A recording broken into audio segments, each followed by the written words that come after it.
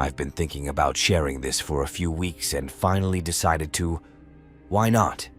Horror movie season is almost here. Right. It happened in October 2013 when I was in my senior year of high school, my sister's. What you could really call a tool, and I was browsing the internet for urban legends when he found this article about a game called the 100 Candle Game.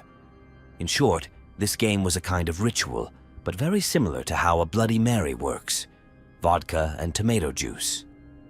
In short, the people who played this game would light hundreds of candles and tell ghost stories. And then, light one of the candles at the end of the game, 100 individual spirits, and like everything, ritual game. You want to play at your own risk, but that's fine. Right. None of them are real. So we found a night when our mom was still up at 2 a.m. and planned our game. My sister, her best friend Thea, and one other friend, Fino, and I got ready. We waited out the night while Mom left and the sun started to set, and then we started getting the kitchen in order. We put 100 candles on the counter and found a box of matches.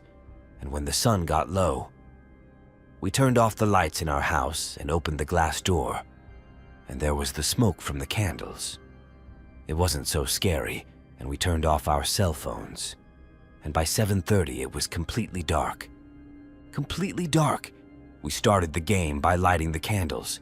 At first, we just told funny stories like, "I saw a ghost and it disappeared. Boo, it's like we." The first 10 candles were lit. The atmosphere around us changed noticeably, though there was an aesthetic in the air, and the hair on my neck and arms stood up. As mentioned, my sister is a skilled medium, able to see and feel things that cannot be seen with the naked eye, and even he began to sway in his chair as We lit the next set of candles from 11 a.m. to 8 p.m. This time, the house became painfully quiet, and so did the stories. Each time the stories we told got darker and darker. About stupid people, sir. They talked about strange things in real time. We can see. When the candles went out, we heard moaning, and it was crumbling around us. We lived in an old house, but it never cracked or cracked. At least it wasn't that hard. We stopped the series for the next 10 games, and everyone who played started to feel uncomfortable. I mean, the laughter stopped, and the dark tones took over again. We ignored the weird noises and just kept playing. Time was ticking away, and it was getting closer. At 8:45 a.m., the game started to slow down. The popping and creaking got worse. The screams got louder and more frequent. And as the 25th candle went out, we heard a clear voice. Someone pulling up from the driveway, closing the car door and climbing onto the deck to go through the glass doors. We waited, but there were no lights on in the driveway. Never boarded, and nobody. As someone approached the door, we heard footsteps coming across the deck and out of earshot. One of our friends. I suggested we stop and look and make sure our mom didn't come home early or something. And he did come back. At this point, my sister suggested we use a pendulum to check. Our friends agreed. And we made the rules. Clockwise was yes. Counterclockwise was no. We said goodbye, and that was it. Then he asked the audience if anyone was here with us, and the pendulum quickly started swinging clockwise. Our friend asked if there was more than one of you here, and the pendulum started to move. It swung clockwise again and said it was something like a pendulum and took a pendulum by itself. I asked you. We came because we replayed this game. The pendulum swung clockwise, and finally, he teased it by saying, "If you're really here, why don't you prove it?" Soon we heard a loud banging on the wall behind us. We decided that. We were just scared of ourselves, and someone must have been with us and probably had time to throw something into the darkness for impact. But curiosity got the better of us, and we offered. He told the story of how he had once dreamed of a ghost, and then he saw one for real. Once in a dream, and then I saw it for real. He took out 26 candles and two more were now burning, and my sister visibly shuddered. The cause was still unknown to us. But, as he claims, at this time he saw a solid black mass moving toward us down the hallway. It was as if the house had gotten 10 degrees colder. After that, the candle went out, and we all seemed to sit in silence. V, and he says, "If you're really here, I need a tag." And then it really worked for me. We heard heavy, loud footsteps in the hallway and the creak of doors opening. The candle flame began to sway and whisper lightlessly from my hand. Something breathes behind it, though I sit to his right, and my sister and my friend directly. We haven't seen anything, and he freezes and then suddenly turns around, and there's nothing behind him. The doors we left open are slowly closing. There is no wind. Then T says someone touches his arm, then his neck, then his face, then his neck, then his face. At this point, we decided to stop playing, I believe. The correct sentence was, "I'm done. Say goodbye."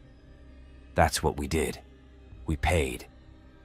The rest of the candles were lit and moved as a group, and at least the candles went out, and the game was over. But it was still a very heavy feeling. The whole group moved to the dining room, where we had heard a knock earlier, to turn on another light. We walked in and turned on the lights, and there were Halloween decorations on the floor, as if they had been knocked out of place, from their higher places. On our server was my mother's battery that died years ago, and we never put the batteries back in, and it was just sitting there. But we started to hear rumbling. From around the corner of the roof, we heard a rumble. We slowly turned around and saw the witch swaying and collapsing. Hands met slowly, faster and faster, until the witch just fell. When the body of the Tima fell to the ground, we heard a loud banging on a door or closet somewhere in the house. And suddenly our friend T shouted his face was coming, but we turned around and there was a small scratch on his face and blood running down his cheek. That was it. We grabbed our phones and keys and ran out of the house. We left our friends at home and got home much later. We finally made it home, though another friend stayed with us until Mom got home. We turned on the cartoons, turned up the volume, and just tried to ignore the banging, footsteps, and heavy breathing that filled our house. He spent the rest of the evening playing with 100 candles. We saw quite a bit of activity in his house. I've talked about it before, in other places, but I really think that was the catalyst for his actions at home. I've since moved out, but my sister has.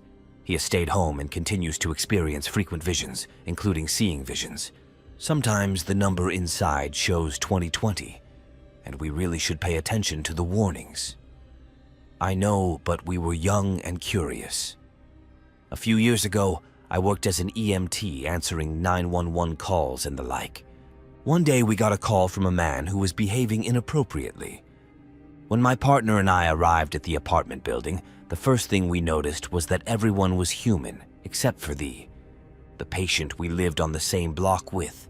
They were standing outside with scared faces and shaking, in a rage. It was raining outside and it was night, but I quickly approached them and asked what was going on.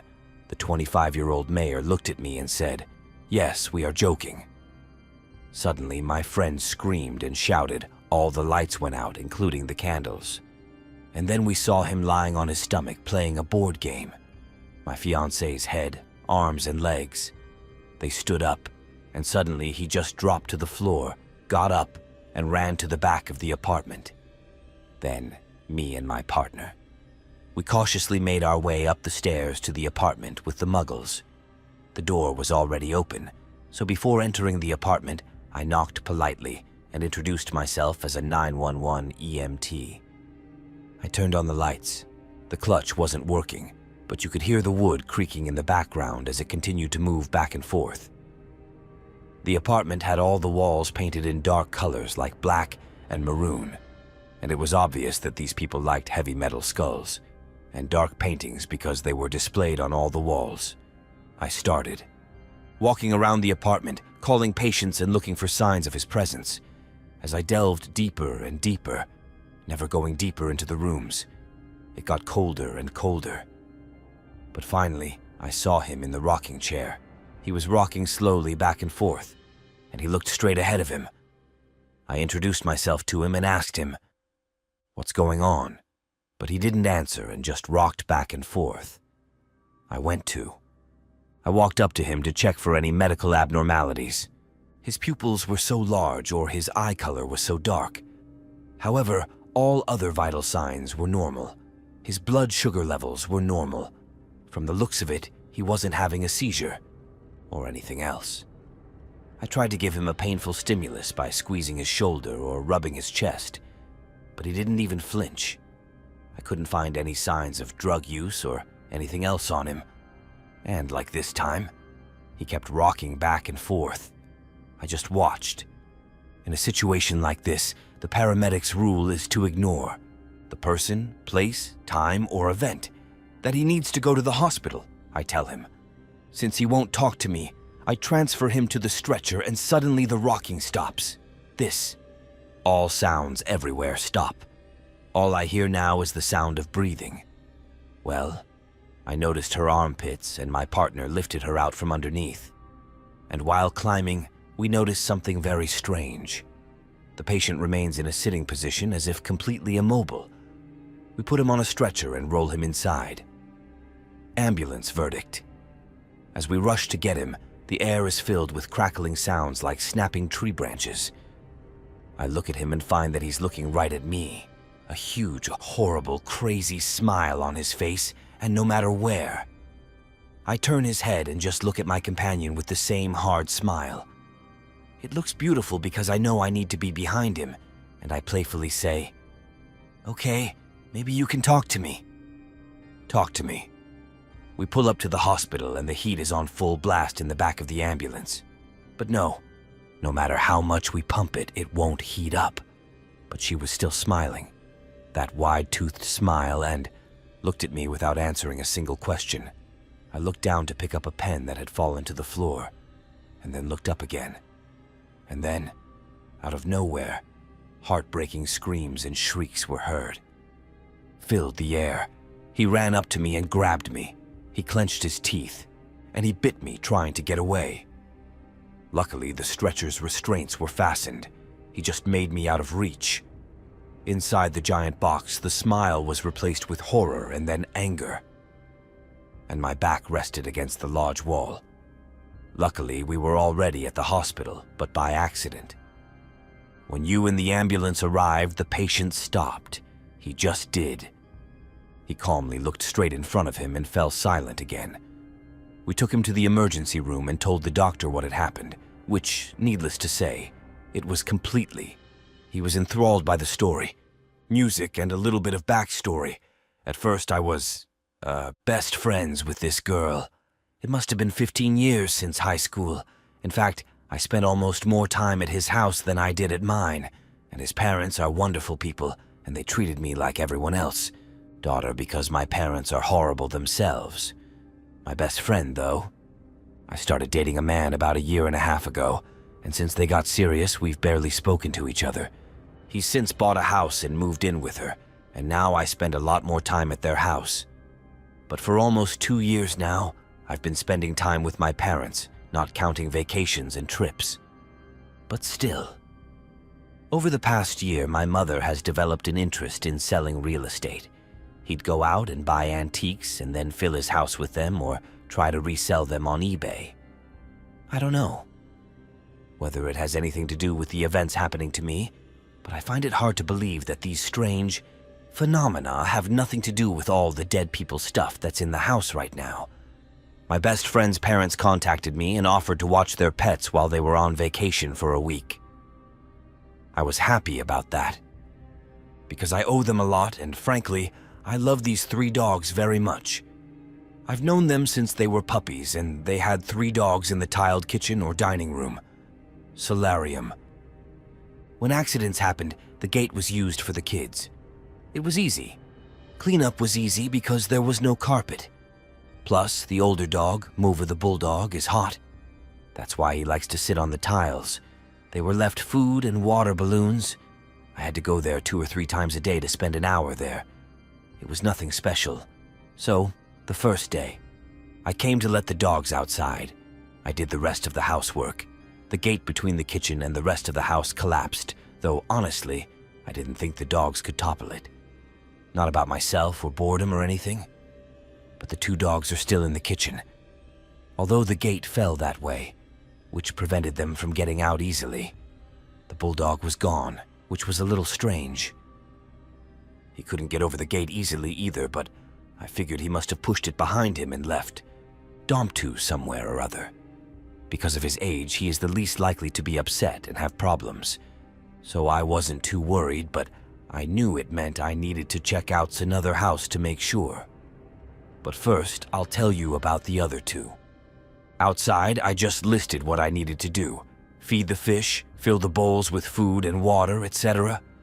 When I get that weird feeling, Bulldog is practically blind, but usually he'd run to greet me, and all the fuss I've made about food is absolutely a topic. So I started calling the dog and looking for him. I immediately heard him barking, but I couldn't find him anywhere. I looked at all his favorite places, but there was nothing at that moment. I was in a full-blown panic, mainly because I could hear the dog but not see him, and I felt like I was crazy or something. But eventually, out of desperation, I started. I opened the door upstairs and find him locked in the guest room, scared to death. This made me feel really good. My best friend's parents were renovating the upstairs of their house, so the carpets were ripped out and all the furniture was moved into storage. But before they left, they locked the doors so the cats couldn't get out, because all the tools and stuff could hurt them. So how the heck did one of the dogs manage to open one of the doors, and then manage to explode inside? I mean the gate. When I went downstairs, I was ready to write it all off as an accident, but when I found the dog shot dead in the bedroom, I realized it wasn't. I knew it. It really scared me that I had been caught. So I called my friend and told him what had happened. I told him what happened mainly to keep myself at home.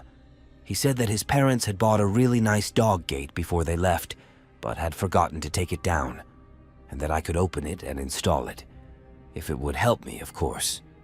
So I found a huge box by the front door, empty and dirty, and got to work. The installation took about an hour, but they were really quality gates with a push lock. They were metal, chest high, meaning they were probably about 4 feet tall.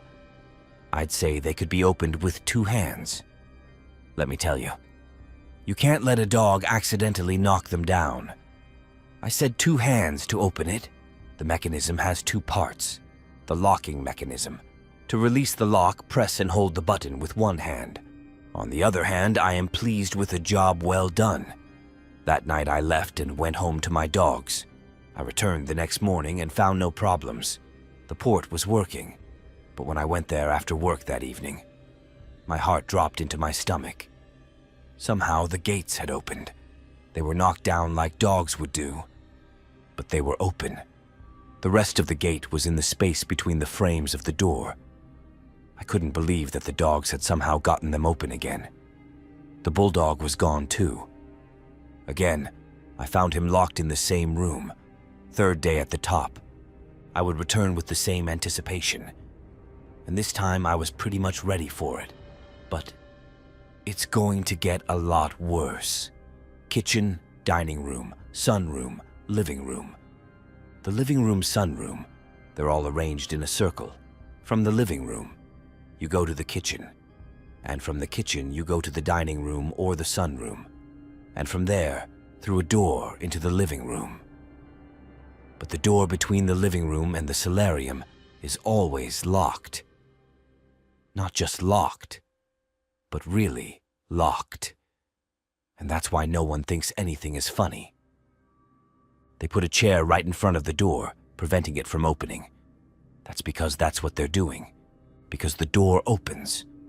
When someone opens it, expensive sound equipment comes through the door. TB drugs.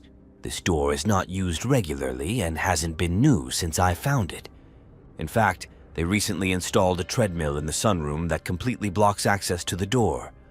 My point is that this door is rarely used. That night I walked into the house and was greeted by dogs. Okay, I guess. The doors are open again. Oh, marvelous. Only this time the gate was open, as was the door to the living room.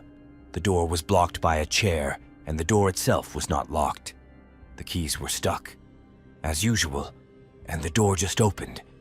You know, well, I believe in the paranormal. Of course, I'm pretty skeptical. I don't really believe anything I read on the internet. Nothing I see on TV. But now, I'm afraid of my friend's parents' house. I know it doesn't mean anything bad, but I just don't want to be alone. When weird things happen there, even if the door accidentally opens. I don't think so, of course. But since I haven't tried it myself, I can't think of a reasonable option. And I don't have an explanation for the chair either. The dog was locked in the same room. Especially the second time it happened, I personally know. I checked the door and made sure it was locked tight. I love and respect my family very much. But I don't know how to tell them that I can't take care of them. I don't want to stay home alone anymore. Anyway, I don't want to anymore. I'm ready. I've been with my pet for a few days now, and I've been back to see him a few times with my sister or best friend, but never alone. Remember. And the times I've gone to visit the dogs, I've been with someone else. Nothing surprising about that, but that's just the way it is. I'm negotiating with them now to install a camera, so I'll let you know if anything new comes up. This happened a few years ago. I was in my early 20s. I'd say I was hanging out. I'm walking with my friend Matt around my apartment. They are located in the center of a mid-sized Midwestern city. Well, we were drinking whiskey, watching sitcoms, playing songs, etc. She mentioned that she has a close friend, Emily, who used to live in my house with her mother, and now he probably lives across the street from me. And he thought it would be great if we met because, superficially, we look a lot alike, and at the time I was single and ready to get married. Why not? So he called her cell phone and told her to come to my place. He showed up at my apartment, and I immediately fell in love with him. He was funny, very handsome, a musician like me. He was about 30 years old. They're 10 years older than me. My friend Matt was 35 years old. I've always had friends who are much older for some reason, and we would play songs together and laugh hysterically for hours. Matt had made up his mind. Let's go home, leaving the two of us alone, and we relaxed a bit, kissed, and got all his contact info. Before that, he told me he was going home and that we should get together in a few weeks. We're growing. It's a strong relationship, and we spend time together almost every day. I put on my pajamas and just walked across the street. We got drunk and watched movies together. Honestly, it was just amazing. After coming home from a 10-day trip to New York, but the day I got back, things got really weird. He asked if he could come over to my place, and I unpacked all my stuff and said, "Come over." He called. I took the elevator up 7 floors to my apartment and walked in. I talked non-stop about all the amazing things I had done and the people I had met in New York and recognized immediately. Ta didn't want to listen to anything, but she changed the subject every time. I took it out, and finally she just said, "You can stop talking about New York, I really don't care." I was surprised to hear a similar speech from Emily, whom I had met. She wasn't like that. She was caring, passionate, and just an amazing person. I also thought I had missed a few nights and had just gotten home. I went to bed after a 12-hour shift and was ready to pass out for the night. It's now around 9 p.m. and I get a text from Emily. "Hi, how are you? But I don't want to answer right now because, honestly, I'm too tired, and the way the last party went was too weird for me to make sense of it. So I'm still trying to figure out how to deal with it." So I plugged my phone into the charger, turned off the lights, and just fell asleep. Pretty easily. But then I wake up to someone banging on my door and yelling at the top of their lungs. Open the door, let me in. Now my whole apartment smells like cigarette smoke. I grab my phone from the bed.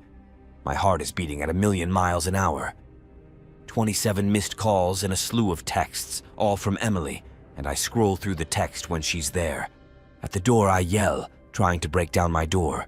His last message is a long one, in which he claims I'm a piece for not responding sooner and hitting me for everything I didn't do.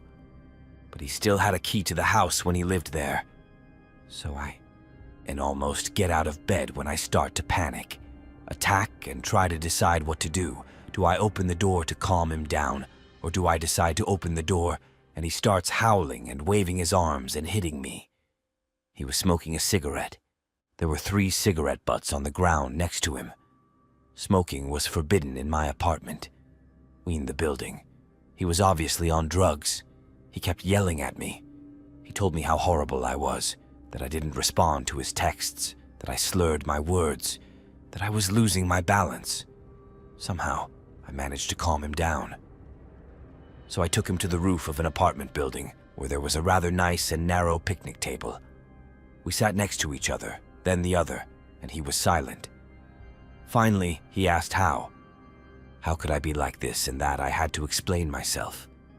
There was pure evil in his eyes as he spoke to me so calmly. I told Emily I never want to talk to you again after tonight. This whole scenario is completely insane. I need help. Let me take you home. I take her home and go back to my apartment. Try this. I sleep again, but this time I can't do anything. A few days later, I come home from work and see an envelope taped to my door. I open it. It's a handwritten letter to Emily apologizing and saying that I'm a wonderful person who doesn't deserve a bad person like her in her life. Just as bad a person as she was in my life. There was candy attached to the envelope. I'd never heard of it. He always told me to try it. I never spoke to him after that.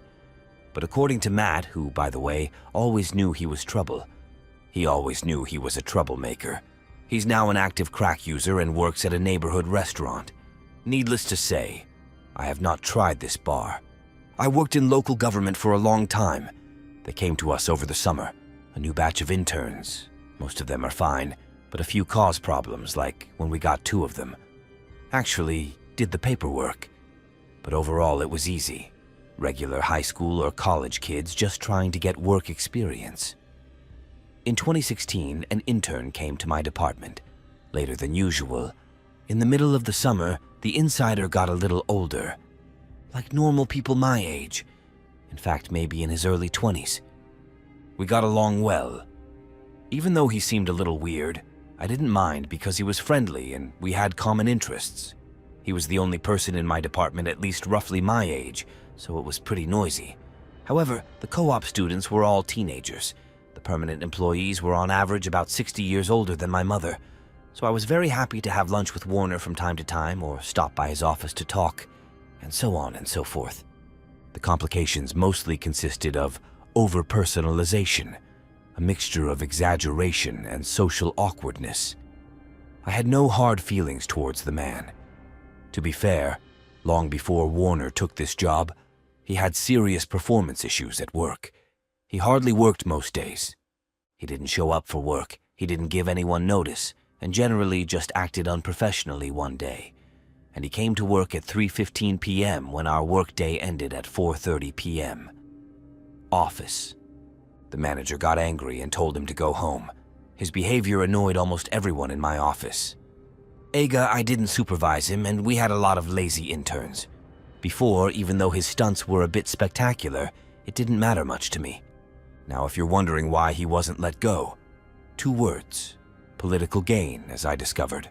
From Warner himself that he was hired because it's not cool to donate to Big Boss's campaign. In other words, he wasn't going anywhere until the end of the summer. I tendered my resignation.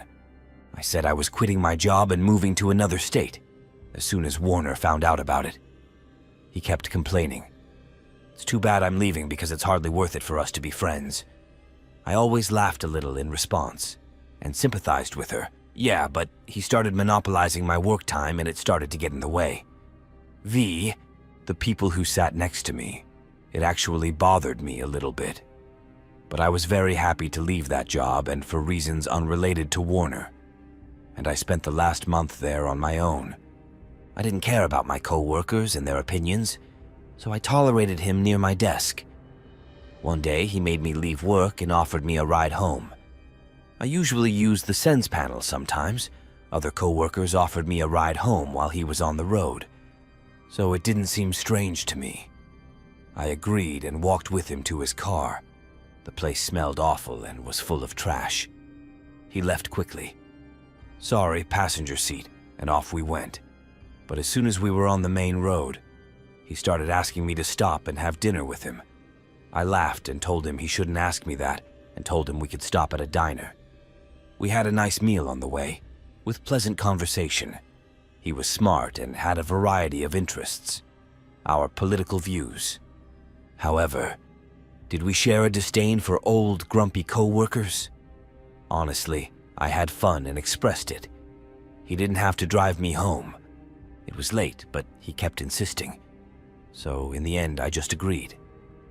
When I took him to my house, he started complaining again about how our growing friendship was crumbling. Long story short, because at that point I was moving. I was tired of hearing it. Website. The decision to quit my job and leave home was a hard one for me, and I was proud of it. What a brave thing to do. I stopped responding and laughing, and his moans stopped. We turned onto some street, and when I pointed at him, he picked up speed and drove past. Laughter. I laughed. What the hell are you doing? He was just joking around. When I started giving instructions to turn around and go back, she started begging. That I could go on with him because he was alone. Yeah, that worried me right away. I'm waiting. Suddenly, I realized I was in a man's car. I really don't know anyone who doesn't practice good behavior at work, and this is the only context.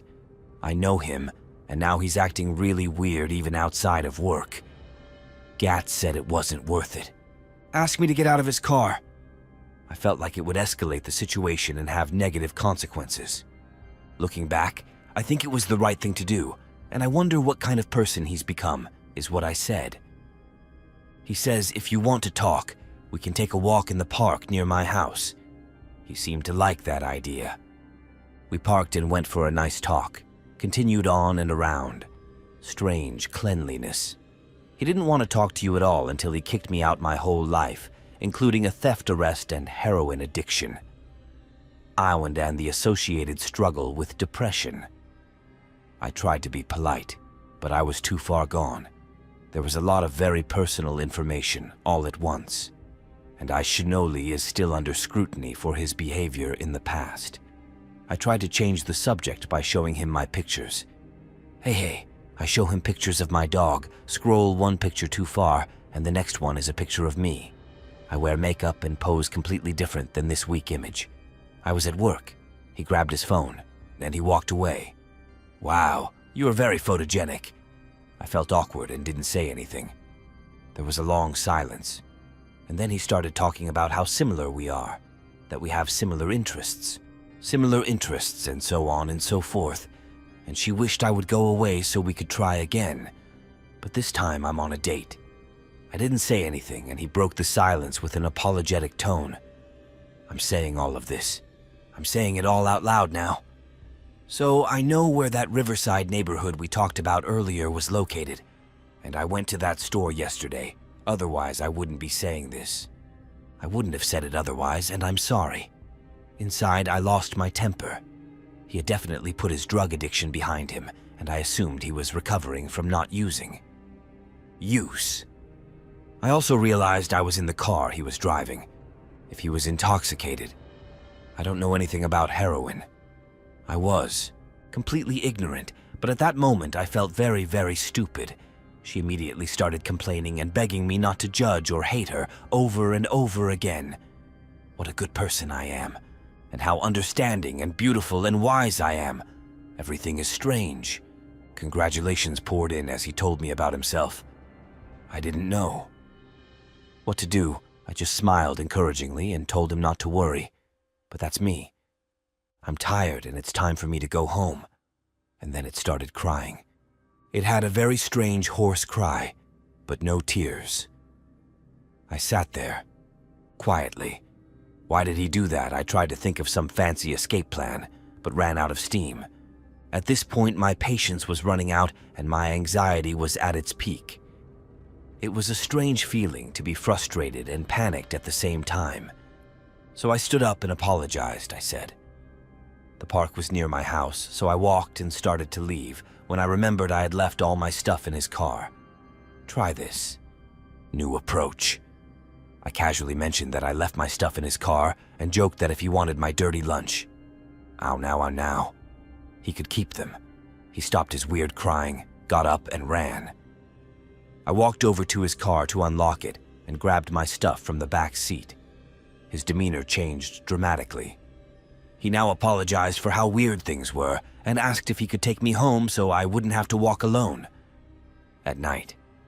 I eventually agreed, but made him drop me a block away from my alley, so he wouldn't see the house I knew and I could get there. But the thing that bothered me the most was this man. Man, it happened after that meeting, and I'll try to keep this part short. So, after that weird night in late August, then it was my last day of work and I moved 2,000 miles across the country. Warner would occasionally write me long messages detailing himself and the missed opportunity. Tafus 192,210 proven. But I never responded to those letters. But now that I wasn't there for him, I didn't feel the need to reassure him. After a few weeks, the messages stopped, and I honestly just forgot about it. February came and I received a text from a former coworker. I'm sorry you had to hear about this. The message contained a link to a local news article titled, "Man Died from Stabbing in Riverside Wednesday." When he said that, I assumed the victim was Warner, but when I read the article, there was a picture of him and accusations. Apparently it was her attacker, and actually killed someone. I was so shocked and appalled I couldn't believe it. I knew a person who had killed another person, but then I called a former coworker to get some more details. It just so happened that shortly after I quit, he was fired for trashing the men's room. He had scattered everything in the bathroom, spilled all the soap, and soiled the entire room. Around the house. Then he lost his apartment, perhaps because some articles about the stabbings portrayed Warner as homeless. I should think so. That's exactly how he ended up. There are a lot of homeless drug users in the aforementioned Riverside, Yat-Katoy-Ri, in abandoned houses. Then I thought it was the man she stabbed, refused to give him anything he wanted. And that's how he reacts to the heat.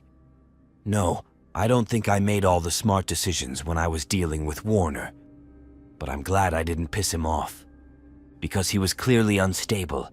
He was the worst intern I've never met. It happened about 3 years ago on a dark road near a major intersection in the Great Bay Area. City 1. From 2014 to 2017, I worked at a well-known health food restaurant. I was fortunate to meet and work with wonderful co-workers, some of whom became my best and closest friends. Oh, fact. One of my best friends at the time, and to this day, Kev is one of the nicest. He is the most incredibly generous, sincere, and caring person I have ever met. Warm and welcoming with almost everyone, but sometimes without boundaries. In fact, as I write this story, I am 20 years old and have a calf like a 20-year-old man. Kevin. I had a weekly ritual. After work, I'd drive around town and just talk, sometimes about our problems, sometimes about what happened. It was okay, but it was therapeutic. There was always something to look forward to. One night we invited our friend Ben over. His department was always recruiting. His department always showed up 45 minutes later than the rest of us. So Kevin and I decided we should take a little drive around the neighborhood. You wait for Ben to get out of the cab that was also driving that night. So we turned around and I went back to the store to pick up Ben and go back to the store. We had to turn around at a 4-lane intersection. To the intersection, but we have to take a dark but short road. There are no streetlights here. Somehow I don't know why. The intersection, it's well lit, but both sides are always filled with shopping centers and plazas. According to Google Maps, the distance from the dark part of the road to the well-lit and always busy main intersection is exactly 302 feet. Never a busy intersection. As we drive through the dark area, a cab suddenly interrupts me and says, "Oh, did you see that guy waving at me? He's slowing down." I look back at the car. No, what are you talking about? I'm saying, he's telling you. I didn't see anyone in black dresses, waving at us. I look back and I see that I have bad eyesight. Darkness. So no, I don't see that. As I say this, Kev pulls into an empty parking lot. After parking the car in the dark driveway, he climbs into the back seat and takes off his coat and other things. The seat obviously leaves room for this man's, calves. No, it doesn't. When you get in this car, you'll know, and then he tells me if they need someone. But I interrupt and say no, there's nobody there, and if there was, they could walk to the crossroads. They could be at a crossroads. Then no. Later he agrees, but insists we continue the tour. Close for inspection. I reluctantly agree, but realize I still have no choice. So we return, and sure enough, we see the girl. My age, early 20s. I stand alone, dressed in black, hooded. He looks sad, and it looks like she's crying. Perhaps the hat is rolling down the passenger side. The window, my window. About halfway through, and I rewind it another quarter. And I ask. There's nothing wrong with him. He immediately seems suspicious to me and me to him. He has a terrible feeling, he says, covering his face with his hands. That's 4. The boys saw my bag. My wallet was in there, and I've lost literally everything. And I don't have my cell phone. The weird thing is, she wasn't actually crying. He said those words and seemed to sigh, but she wasn't crying, in the indicated. Okay. Well, let's call the police. Why don't you come into this world? The lighted square is at the main intersection, and you and I are waiting for the police. He says emphatically, no, that won't help me. I already called the police an hour ago, and that's when I started to get worried. He just said he didn't have a cell phone. And after he stood in the dark for an hour, I told him, I was thinking about you. You don't have a phone, and he said, yeah, but he's just dead. It all happened. Brief description. And before I could really realize what had happened, Cav told her to get in the car so we could help, I say. Come to the square, the intersection, and we'll help you. But Cav opens the door and says, no, don't worry. We'll take you there. The girl puts her hand in the front pocket of her sweatshirt and gets in the car. And now I'm furious. Absolutely furious. And usually the girl is acting really weird. Now I remember I have my knife with me.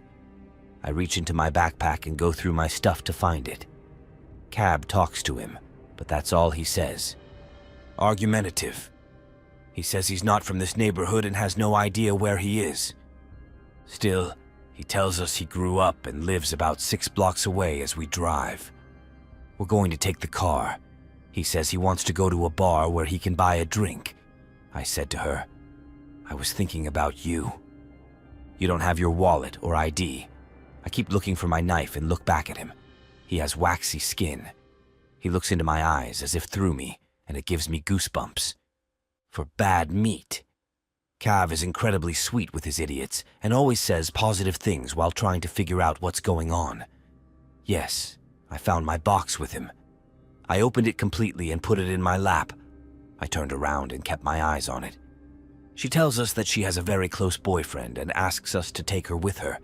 There, Masha and the calf continue their conversation, and he says he was kicked out of his parents' house, but his hands are still in his pockets, and mine are still holding a folding knife because of the ordeal.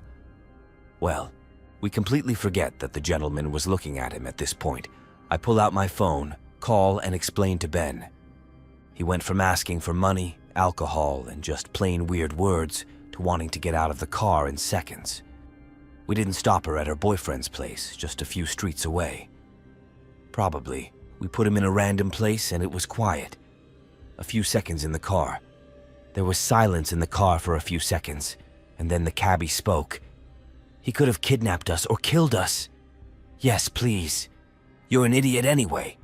I'm at least 100% sure of it. In hindsight, he was planning to rob us. I would have done a lot of things differently. I would have done something different, like call the police immediately. We were lucky nothing happened, but I'm sure of it. That car was bad. Tonight, I grew up in the middle of a farm in a big 19th century house. The Victorian era I called history. There were always a few cottages and ties here. They once belonged to the builder of this house. A freeway runs nearby with about 3 cars going by.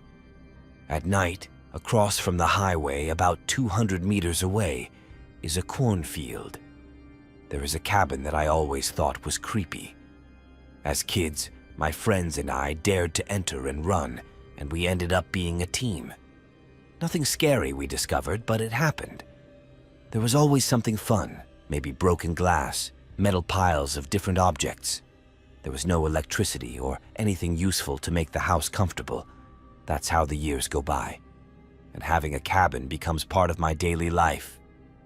But then one night while watching TV, I noticed that there was a constant light burning outside the window. At first, I was even startled. I was a little scared. I figured that only passing cars started driving more often than usual. The hour expired.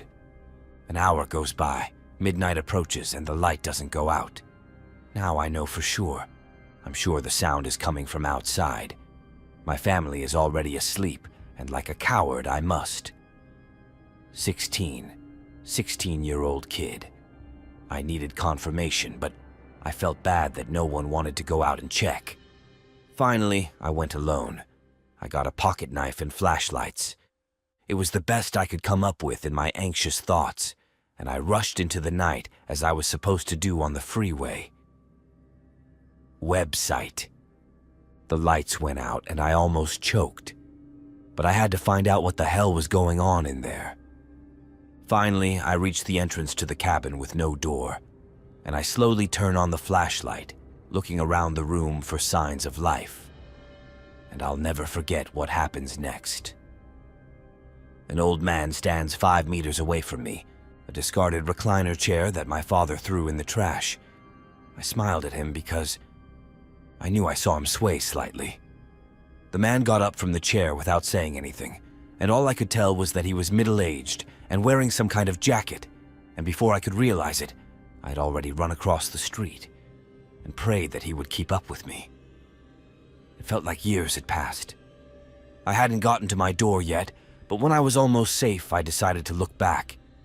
And there he stood, on the road, perfectly still, and there were no words. 7 years have passed, though. Since then, the cabin stands, the chair stands, and my father, he never believed me. I wish someone could share in the horror I felt when I realized the chair was standing in front of the window that overlooked my house.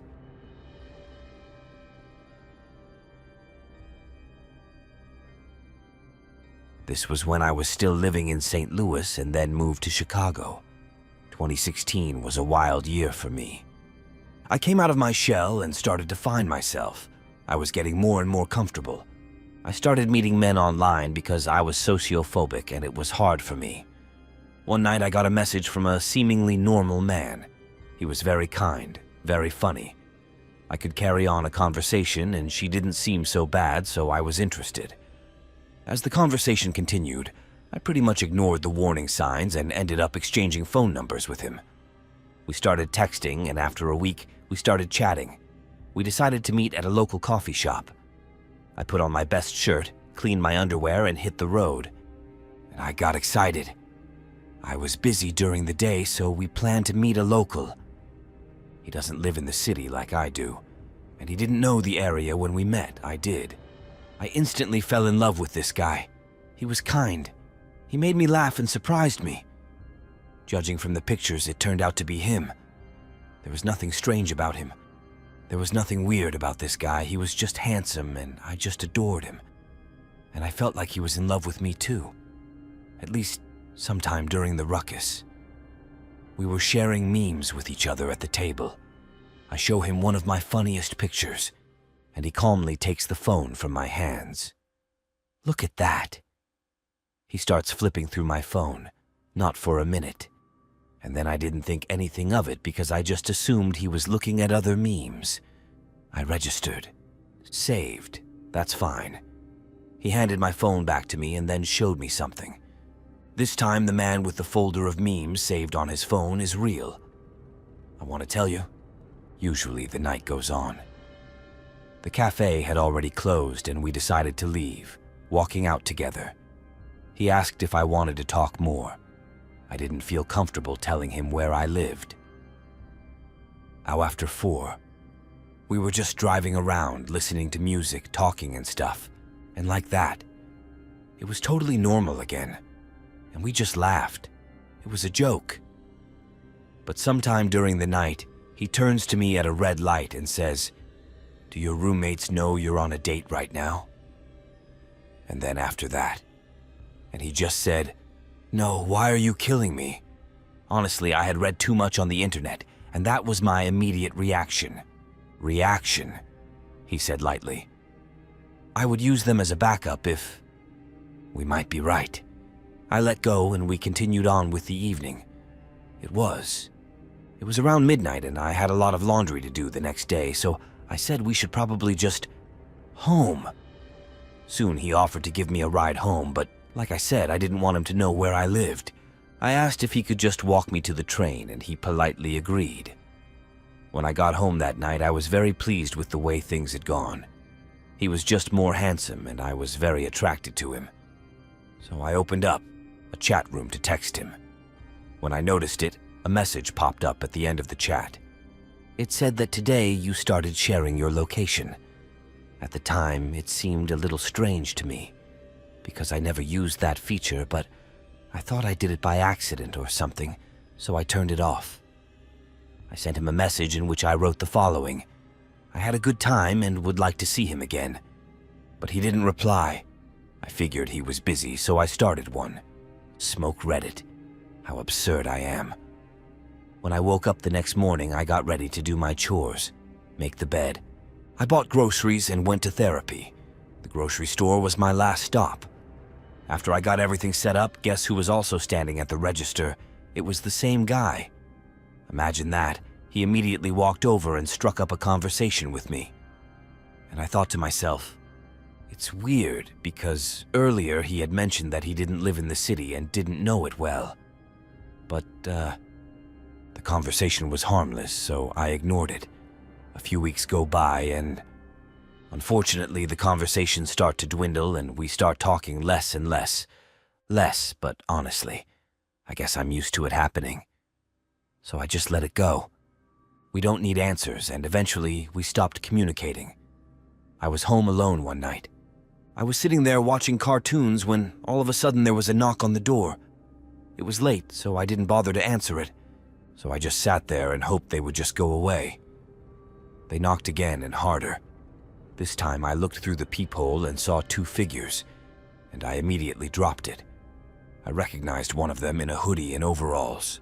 He had a very prominent chin, so I recognized him immediately. I literally freaked out and called one of my roommates to go home and hurry up. But when Andrew got home, he told me he hadn't seen anyone near the apartment complex. Then I calmed down a bit and explained the situation. It happened during this silence.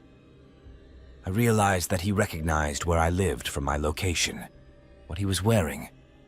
When we were at the coffee shop, I hadn't turned it off as soon as I got home, so he had plenty of time to calculate the coordinates, especially if you look at the map right away. After he left me on the train, after that he never showed up again, and I never heard from him again. I also noticed that our chats disappeared from Grindr during my last visit. Checked. So I thought he must have blocked me. I still don't know what he was going to do. What was he going to do? But I think he was just messing with me, but it's quite possible that it could have been something worse. This all happened when I was in 8th grade. I lived on the next street over with my friend Dylan, Eamon, and us. We hung out every day after school, and after a while, we looked at Ouija boards and stuff, but we couldn't find a suitable one. However, we printed one out and made a homemade ring. We play with it every day. For about 2 months or more. Even Dylan's basement, the laundry room, has Dylan's basement and laundry room. Laundry.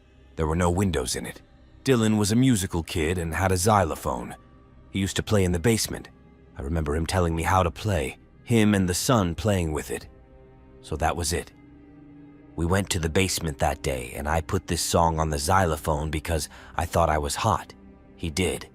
Then I put the mallets on the xylophone, and we went to the bathroom to play with the Ouija board. The Ouija board, though we've been playing with it for months. As I mentioned, we also met a spirit here. He hated to talk about how he died and usually just didn't want to. Nan must have been curious about me. The earring sight was developing so quickly and naturally that I was already convinced. But of course, I wanted more. One day, when the boys were playing with it for the last time, I asked the spirit for a sign. Yes, I know it's dangerous and somewhat against the rules, but the spirit agreed. So I asked what we should watch out for, and he did. He sold me a door, there was a tie on the doorknob, and we waited about 5 minutes. 5 minutes, and then things flowed back and forth. For a moment, the guys were confused because there was no air duct in the basement laundry room. I thought there were quite a few, though.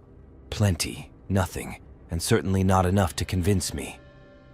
Yeah, that's why I looked for another brand again. I know it's a stupid thing to do. When I asked as the spirit commanded, I asked again what I should look for, and he told me to listen to us. We sat like that for another 5 or 10 minutes, almost nothing happening, and suddenly he started playing on the ladder of one of the xylophone keys. We leave the laundry room and find both xylophones. The axes of the mallet are between the keys of the xylophone. They are just standing straight up. After that, nothing happened because the boys stopped playing. And to be honest, I couldn't get it to work at home, but... Anyway, I hope you enjoyed this story. So I don't know how to start, but I thought I'd share this. For help. Please help because I'm afraid to ask anyone. I know I am personally 24 years old. I work in logging camps in northern Minnesota, also among other jobs. But recently yours. Yesterday. Actually, thanks to the opening of bow hunting season. Yes, I spend time out of the woods. I live in a pretty big country, Eloy, Minnesota, but there are a few towns with populations over 2,500. These are the far north and a neighbor. The landscape in between is far and small. Indeed, compared to the rest of Minnesota. And that ties into my story. Here's what's going on. I start by hiking to my temporary campground, which is about 3 miles from my home in the national forest, right next to my site. It was morning, and the sun was barely up. It came out. I looked into the woods and noticed something very strange. It was a white-tailed deer, probably 40 yards of wood so thick I could only see a carcass, neck. And that's what confused me the most. It was dull gray with dry fur. Matt's fur was stuck to his bony body. Looked like a piece of road crane. I stopped and reached for the backpack hanging on my left side, into the binoculars for a closer look, and then I felt like looking back. For some reason, I felt my butt shake. It felt like a slight vibration. Or I felt a cold sweat on my body, and I looked back. I saw a deer turning toward me. It was also taller than usual, but physically he looked incompetent, if that makes sense. Now I saw him too. Head and antlers, and worst of all, Sai. His eyes, even in the distance that I could see, were only milky white, completely different from the brown or black of a normal deep head. The legs were really disproportionately large, with a protruding chin. The horns were just very unusual. Instead, a new, fresh transition from velvet to horns. They were cloudy, a green, almost rotten flavor. I don't know how to explain the feelings I experienced. I experience things I can't explain. I've seen my dearest people draw within a meter of me. But this. When I felt real fear, I looked into my eyes. Wait a moment. Maximus blinked, and then the thing just disappeared. Like I was almost deluded or something. I still had an overwhelming need to run, and I did. I finally did it, and realized as soon as I got down with Ho, as soon as I got down with my gear. Normal sounds. The forest. They just weren't there. The birds weren't there. They weren't. Squirrels squeak. There wasn't even any grass. So the whole forest was empty. Dead, shut up.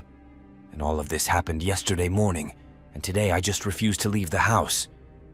Whether it was my imagination or something else, I couldn't sleep, and I had a weird feeling. I had a strange feeling that I was being watched all night, and I'm hoping that you can help me because I need answers. So the next night comes.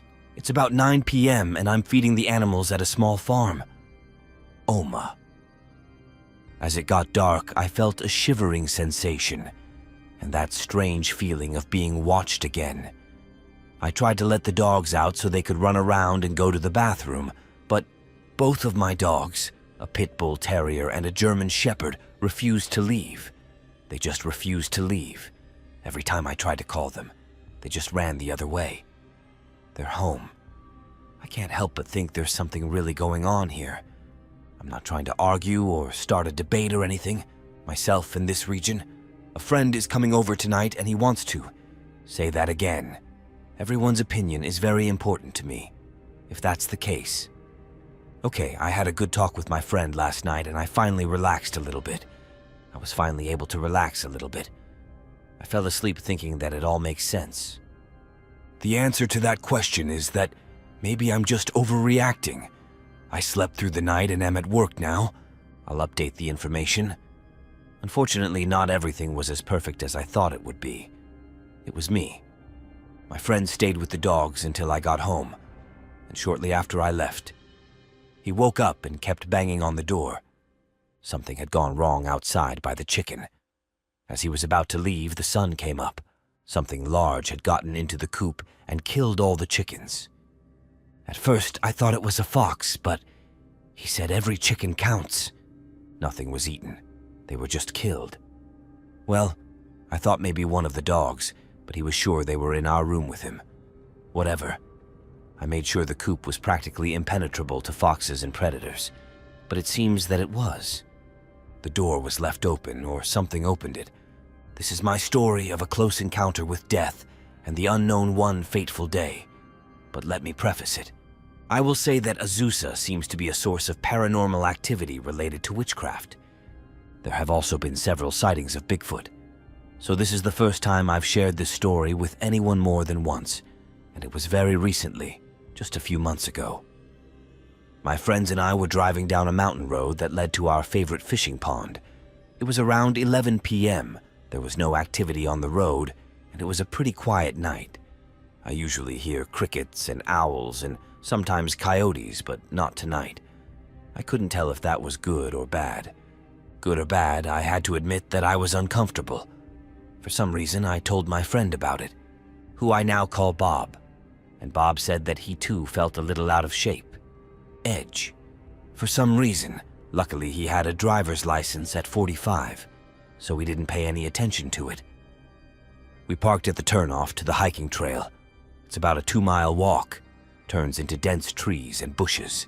Our road was paved under a full moon, so we didn't have to get to our spots, although it was completely quiet the whole time. Unless you count the crunch of leaves and twigs underfoot and the echoing around the aquarium. So, this is our fishing. The location is on the hillside from left to right and behind us trees, in front of us tank. And it doesn't sway very much. This is important to the story because it went on as usual until about 2:30 a.m. At this point, we were quickly dismissed. It was just the two of us and we couldn't wait for appetizers. Amy and Bob were very calm and focused. The next point appeared, and then we heard a slow, quiet creak from the mountain behind us. We looked at each other but shrugged our shoulders. But the sound grew louder and louder until it became a loud rumble. Just as it did, we turned a large tree. About 400 meters behind us and higher, the mountain began to fall and rolled down the steep slope with it. Grabbing some large, crumbly rocks that are falling down, we start scrolling as fast as we can. Run back to the trout, right, and wait for everything to fall straight into the water. The tree got stuck. I ran to another handicap group. about 50 meters away, and a lot of rocks that we had just caught and blessed fell into the water. We can only die. That's what we both said. We were full of adrenaline. We were trying to cool down too. So we sat down on the rocks next to the road and took a little breath. And then we heard a loud roar. The voice was different from the others. I've never heard it, and if I do, I may never hear it again.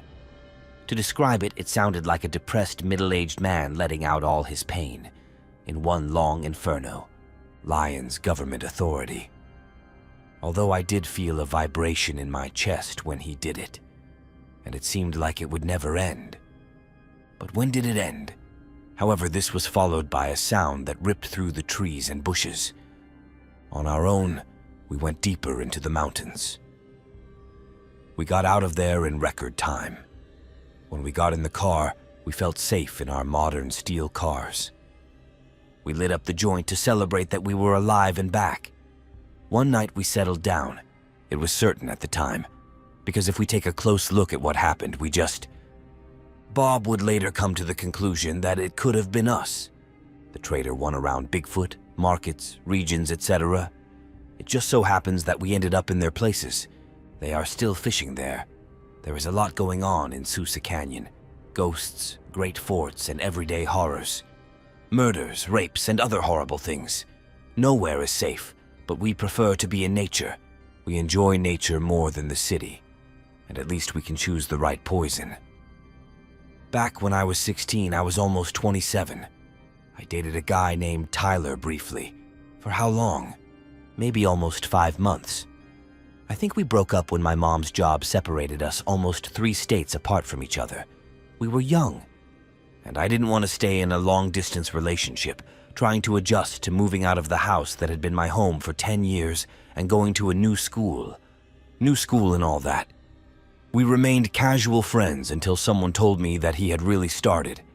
When I called him to tell him about it, he started spreading bad rumors about tasting my cherry before I left him.